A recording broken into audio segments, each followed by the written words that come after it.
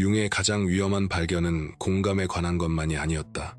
그것은 공감 능력이 높은 사람들이 왜 아무런 경고 없이 떠나 다시는 돌아오지 않는지, 그리고 이러한 갑작스러운 소멸이 대부분의 사람들이 결코 이해하지 못하는 숨겨진 심리적 메커니즘을 무엇을 드러내는지에 관한 것이었다.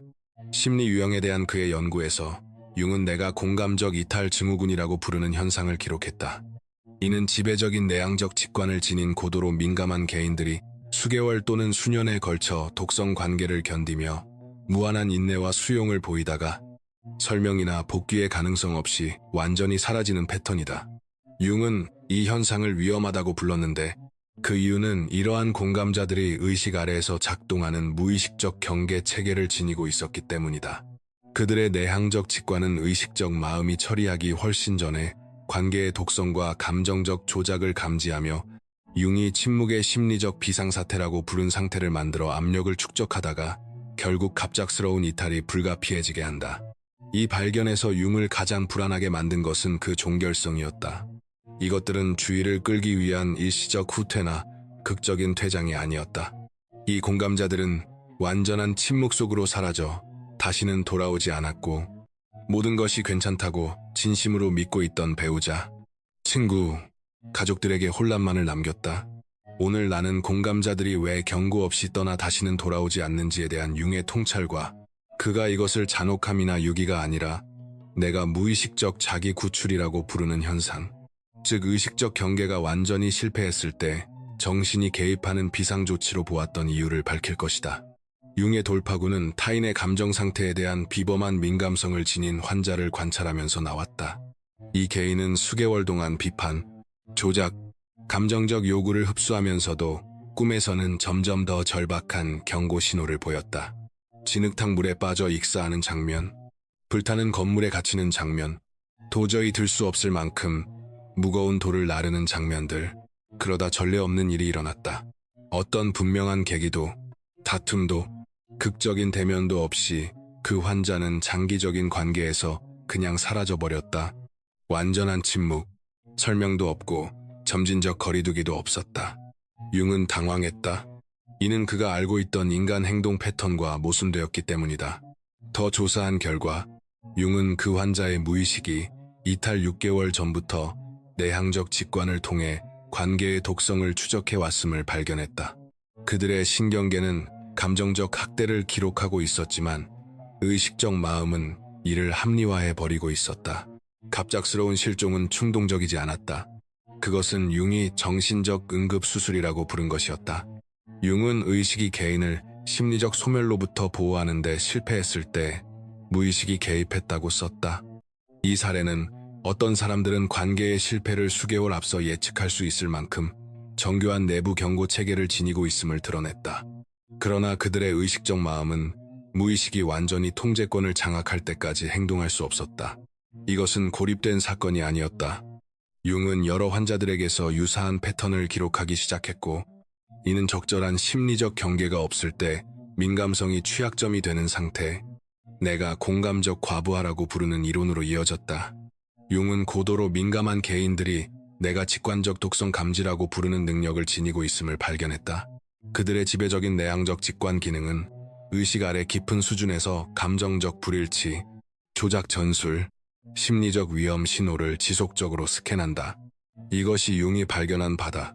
이들은 의식적 마음이 편집증으로 치부해버리는 수천 개의 미세 신호, 즉 어조 변화, 얼굴 표정, 에너지의 이동, 행동의 불일치를 무의식적으로 처리한다. 그들의 직관 기능은 관계 역학에 대한 상세한 심리 지도를 만드는 반면 감정 기능은 이러한 통찰을 무시하도록 그들을 몰아간다. 융은 이 무의식적 경고 체계의 3단계를 기록했다. 1단계, 침묵의 경보. 직관 기능이 조작이나 감정적 학대를 감지하기 시작하지만 의식적 마음은 이를 합리화해 없앤다. 꿈은 점점 더 혼란스럽고 긴급해진다. 2단계, 심리적 압력. 무의식은 융이 이탈 에너지라고 부른 것을 축적하며 의식적 마음이 수용 패턴을 유지하는 동안 탈출에 대한 강박적 욕구가 커진다.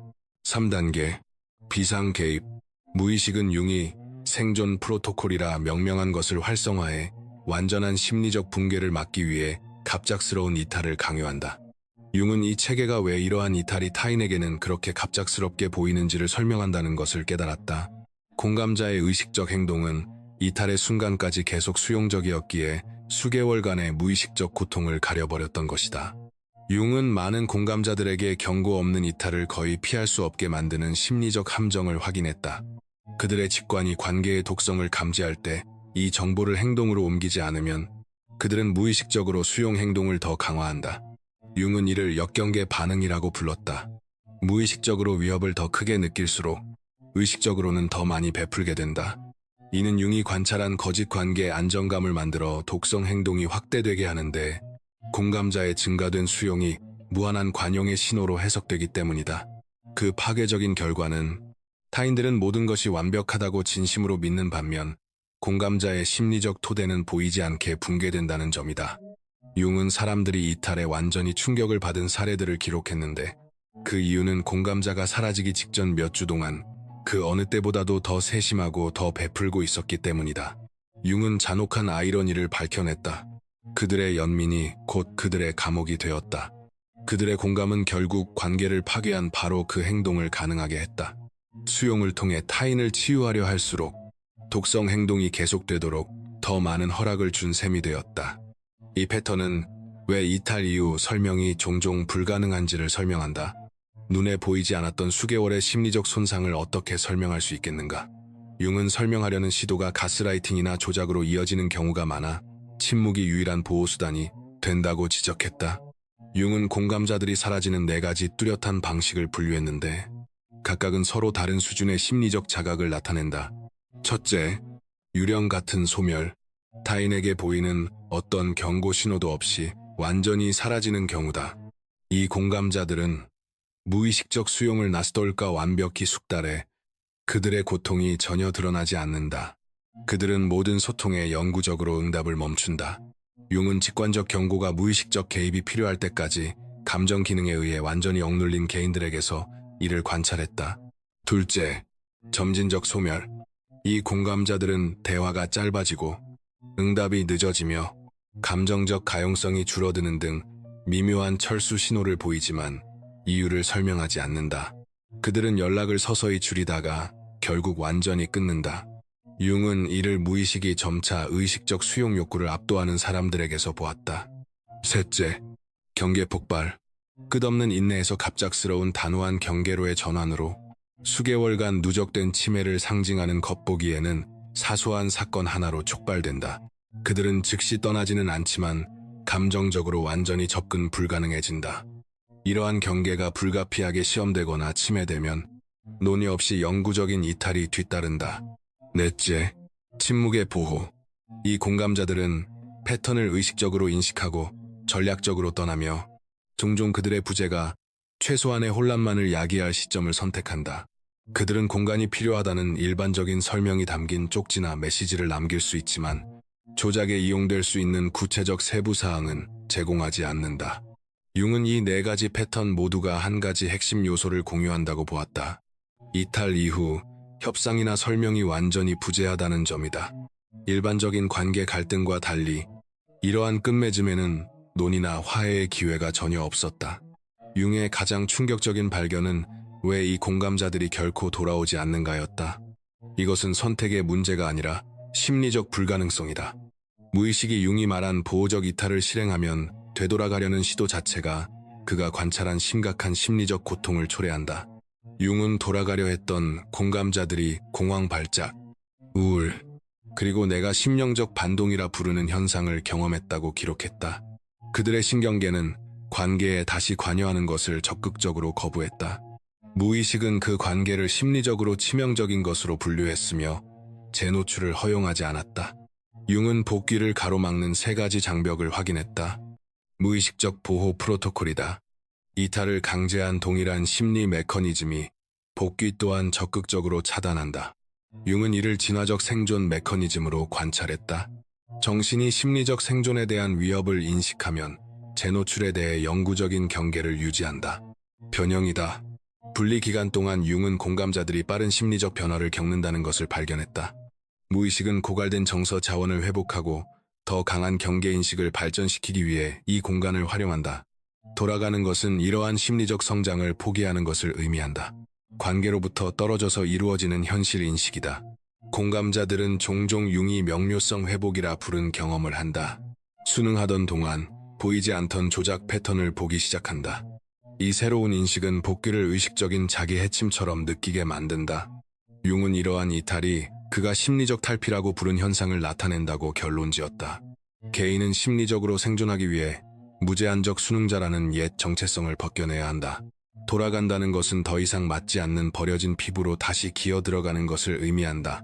융은 공감자들이 이탈 위기 지점에 이르기 전에 무의식적 경고를 인식하도록 돕는 구체적인 기법들을 개발했다. 직관적 신호인식이다. 융은 공감자들에게 꿈, 신체 감각, 관계 역학 간의 상관관계를 추적하도록 가르쳤다. 특정 인물과 연관되어 불안, 탈진, 혼란스러운 꿈이 증가하면 이는 무의식적 독성 감지를 의미한다. 이러한 신호를 무시하는 대신 융은 패턴을 기록하여 무의식적 경고에 대한 의식적 인식을 발전시키도록 장려했다. 경계 시험 프로토콜이다. 위기를 기다리기보다는 융은 의도적인 경계 실험을 옹호했다. 작은 한계를 하나 표현하고 반응을 관찰하라. 건강한 사람들은 경계를 존중한다. 독성적인 사람들은 이를 침해한다. 이는 큰 대립 없이도 관계를 조기에 평가하게 해준다. 에너지 추적 시스템이다. 융은 공감자들에게 상호작용 전후의 에너지 수준을 관찰하도록 지시했다. 의식적인 상호작용이 긍정적으로 느껴지더라도 특정 관계에서 지속적인 에너지 소모가 나타난다면 이는 심리적 독성을 의미한다. 이는 관계 건강에 대한 객관적 측정을 가능하게 한다. 의사소통 틀이다. 융은 과도한 정당화를 하지 않고 한계를 표현하는 문구를 개발했다. 자세한 설명은 조작을 초대하기 때문이다. 핵심 통찰은 경계란 허락을 구하는 요청이 아니라 의도의 진술이라는 점이다. 이탈 결정 기준이다. 융은 이탈이 필요해지는 명확한 지표들을 확립했다. 명확한 의사소통 이후에도 반복되는 경계 침해, 한계를 표현할 때 조작이 점점 심화되는 경우, 해로운 행동의 영향을 인정하지 않거나 공감을 공감자에게 불리하게 사용하는 시도들이다. 이러한 기법들은 무의식적 이탈을 의식적 선택으로 전환시켜 갑작스러운 소멸의 트라우마를 제거하면서도 심리적 보호를 유지한다. 융은 성공적인 경계 통합과 공감적 이탈 패턴을 모두 보여준 역사적 인물들을 분석했다. 버지니아 울프. 융은 울프의 민감성과 그가 공감적 과부하라고 부른 것과의 투쟁을 인식했을 것이다. 그녀의 편지들은 타인의 감정 상태를 흡수하면서 자신의 욕구와의 연결을 잃는 패턴을 드러낸다. 삶 자체로부터의 그녀의 최종적 이탈은 민감한 개인들이 보호적 경계를 개발하지 못할 때 어떤 일이 일어나는지를 보여주는 극단적 사례다. 마야 안젤루. 안젤루의 자서전은 독성적인 관계와 상황에서 갑작스러운 이탈을 여러 차례 보여준다. 융은 그녀의 유명한 말인 누군가가 자신의 정체를 보여주면 처음부터 믿어라를 통합된 직관적 지혜로 보았을 것이며 의식적 증거를 기다리기보다 초기 무의식적 인상을 신뢰하는 태도로 해석했을 것이다. 칼 로저스. 그의 치료적 공감에도 불구하고 로저스는 엄격한 전문적 경계를 유지했다. 융은 로저스가 공감에는 보호가 필요하다는 점을 이해했다고 보았다. 무제한적 정서적 가용성은 돕는 사람과 도움받는 사람 모두를 파괴한다. 그의 성공은 무의식적 수능이 아니라 의식적 경계 관리에서 나왔다. 엘리노어 루스벨트. 수능적인 아내에서 독립적 지도자로의 변신은 성공적인 공감 통합을 보여준다. 그녀는 민감성을 개인적 수능이 아니라 사회 정의를 향해 발휘하는 법을 배웠고 자기 파괴를 요구하지 않는 공감의 출구를 찾았다. 융이 확인한 패턴은 성공적인 공감자들이 직관적 경고를 신뢰하고 이를 의식적으로 행동으로 옮긴 반면 수능 패턴에 갇힌 이들은 무의식적으로 이탈하거나 심리적 붕괴를 겪었다는 것이다. 융은 공감자들이 민감성을 약점이 아니라 강점으로 이해하는 사람들과의 관계가 필요하다고 인식했다. 안전한 사람을 식별하는 신호들이다. 융은 구체적인 특성들을 확인했다. 그들은 광범위한 정당화를 요구하지 않고도 아니오를 존중한다. 그들은 자신의 감정을 스스로 관리하며 타인에게 떠넘기지 않는다. 그들은 공감을 착취하지 않고 감사히 여긴다. 그리고 자신의 행동이 타인에게 미치는 영향을 고려하는 상호적 배려를 보여준다. 상호 공감의 원리다. 융은 공감자에게 건강한 관계란 두 사람이 서로의 정서적 안녕을 고려하는 관계라고 관찰했다. 일방적인 정서 노동은 필연적으로 수능 패턴과 결국 이탈로 이어진다. 공동체 형성 전략이다. 융은 민감성이 가치로 여겨지는 환경을 찾을 것을 권했다. 감정지능이 예술적 표현에 기여하는 창의적 공동체. 공감에 명확한 경계와 목적이 있는 치료나 돌봄, 직업, 정서적 의존이 아니라 의식 발달에 초점을 둔 영적 공동체. 그리고 정직한 소통과 상호 존중을 약속하며 공감적 포식자를 피하는 성장 파트너십이다. 포식자들이다. 융은 공감자를 특별히 노리는 개인들에 대해 경고했다. 빠르게 극적인 개인사를 공유해 구조 반응을 유발하는 사람들, 사과를 반복하면서도 작은 경계를 지속적으로 침해하는 사람들, 과도한 찬사와 미묘한 비판을 번갈아 사용하는 사람들, 그리고 경계를 표현하면 분노나 조작으로 반응하는 사람들이다. 융은 공감자들이 수능 중독을 다른 어떤 의존과 마찬가지로 명확히 인식해야 한다고 강조했다. 이는 필요로 여겨지고자 하는 자아의 욕구를 충족시키지만 진정한 연결을 파괴한다. 융은 민감성을 잃지 않고 성공적으로 통합한 공감자들이 예측 가능한 발달 단계를 따른다고 기록했다. 1단계 인식 위기다. 대개 특히 고통스러운 관계 상실로 촉발되며 수능이 버림을 막지 못했고 오히려 학대를 가능하게 했다는 깨달음에 이른다. 돌파구는 자신의 민감성이 가치 있으며 보호받을 자격이 있다는 이해에서 온다. 2단계 경계 실험이다. 작은 한계를 설정하고 반응을 관찰하는 법을 배운다. 이 단계에는 이기적이라는 죄책감과 두려움이 크지만 건강한 사람은 경계를 존중하고 독성적인 사람은 침해를 통해 스스로를 드러낸다는 해방적 발견도 포함된다. 3단계 직관 통합이다. 과도한 생각으로 치부하지 않고 무의식적 경고 신호를 신뢰하는 능력을 발전시킨다. 이는 불안과 사람이나 상황에 대한 진정한 직관적 경고를 구별하는 법을 배우는 것을 포함한다.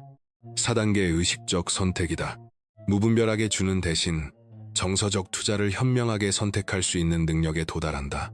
그들은 융이 말한 의식적으로 공감하는 존재가 된다. 강박이 아니라 선택으로 민감해진다. 5번째 단계, 공감의 숙련이다. 이는 민감함이 포식자를 끌어들이는 상처가 아니라 선택적으로 나누는 선물이 되는 최종 통합 단계다.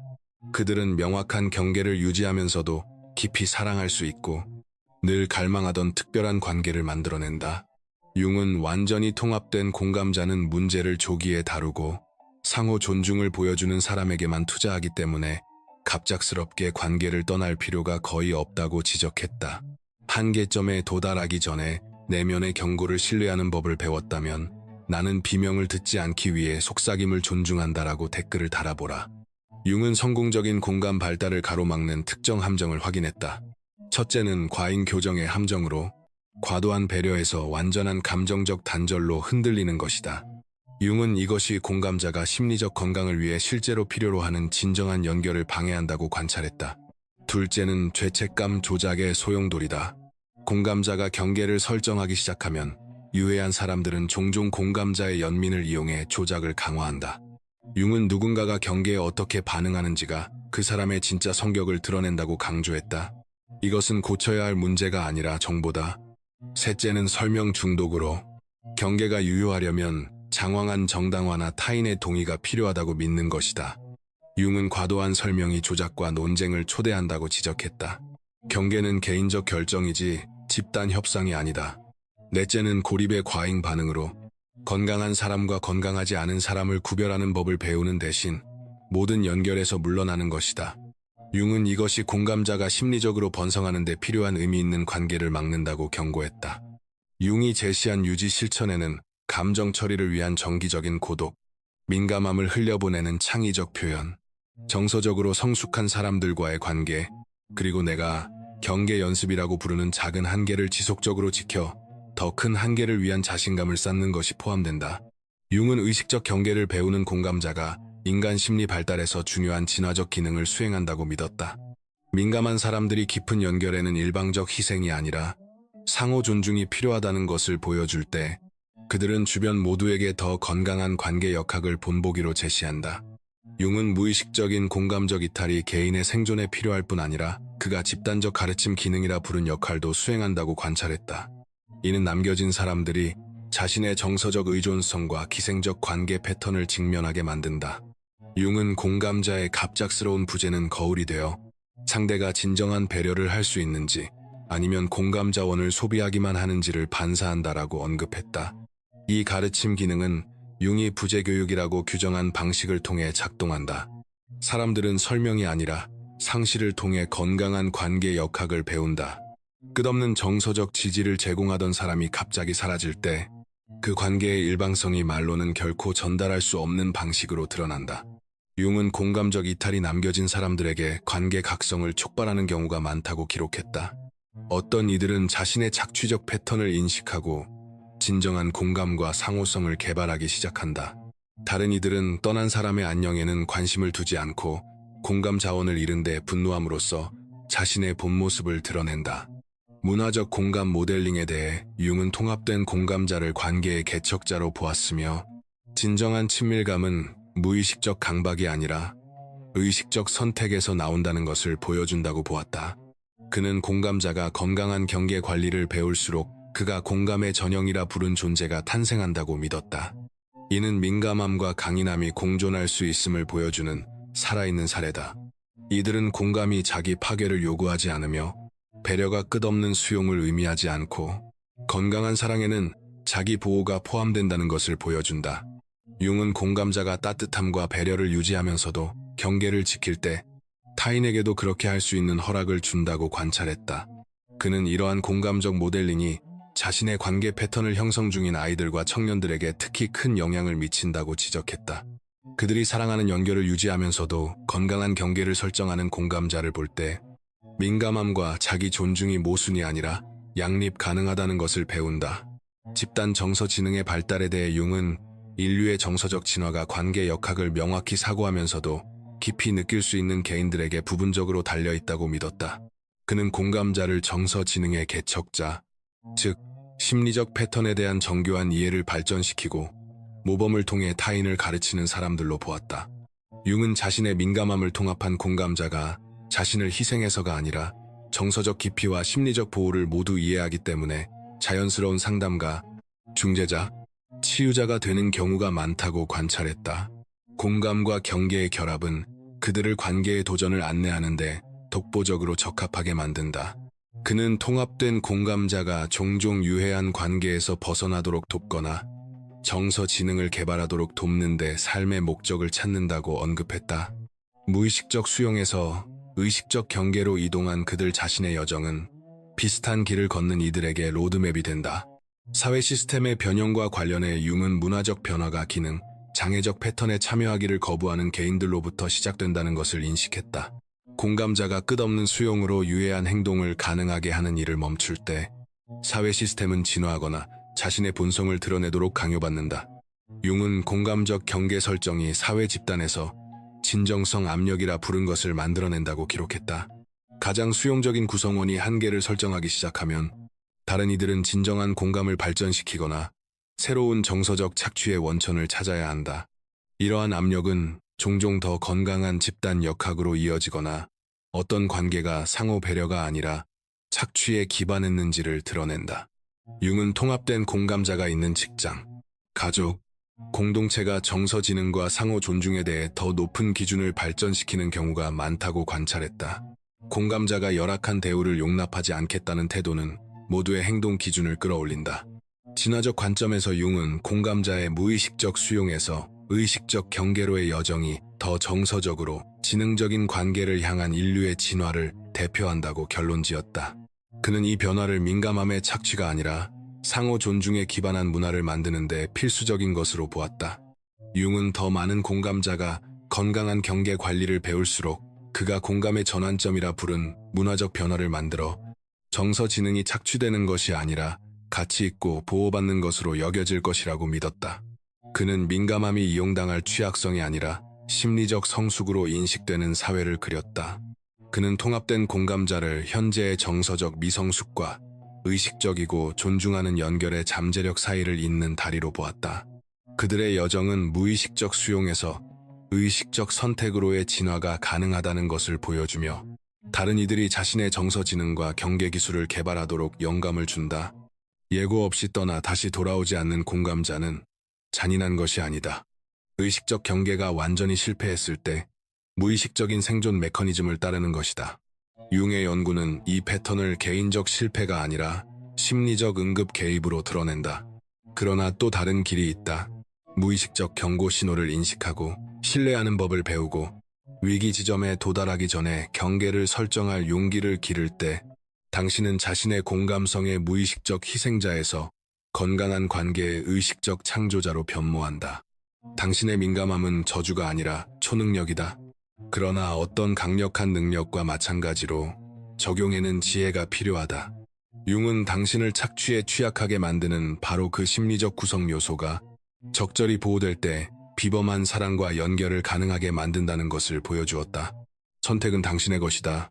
수용과 갑작스러운 이탈의 순환에 갇혀 남을 것인가? 아니면 상호 존중에 기반한 관계에서 공감이 번성하도록 하는 의식적 경계를 개발할 것인가? 예고 없이 떠나 다시 돌아오지 않은 적이 있다면 나는 의식적 경계를 선택한다. 라고 댓글을 달아보라. 무의식적 도피에서 의식적 선택으로의 당신의 여정은 개인적 치유에 그치지 않는다. 그것은 모두를 위한 더 건강한 사랑의 방식을 개척하는 일이다. 시청해주셔서 감사합니다. 다음 차원에서 만나요.